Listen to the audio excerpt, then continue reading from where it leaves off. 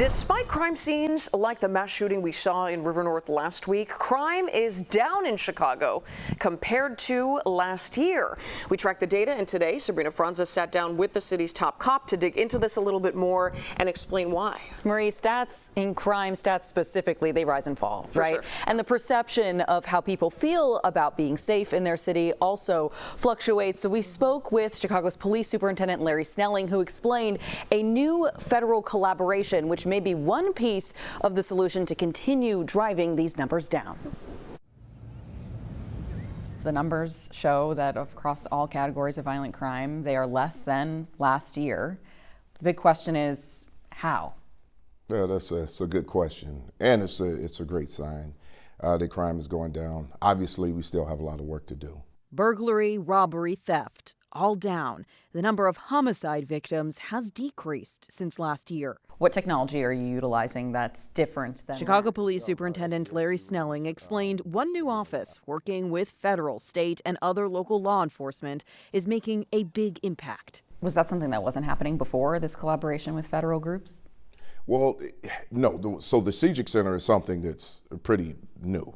The Crime Gun Intelligence Center, CJIC, which started in the spring of 2024 and brings together the agencies you see here all under one roof. They process evidence, ballistic, and DNA, and they say they're able to get results back faster than before. What is the difference in time that we're talking about? Oh, the difference in time could be multiple months, Wow. even up to a year. This year, for example, the number of homicide victims is fewer than last year at this time, the lowest it's been in the last 10 years. Of those 191 people killed, police have made 44 arrests related to their cases. The perception is that crime is not down.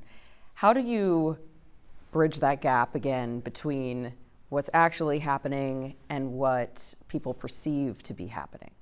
Well, messaging is the key. He adds, If people don't feel safe, then in their minds they aren't safe. So we have to work on that perception to let people know that we're out there. safe across the city and downtown, where we saw 4 people killed and 14 wounded in a mass shooting in River North last week.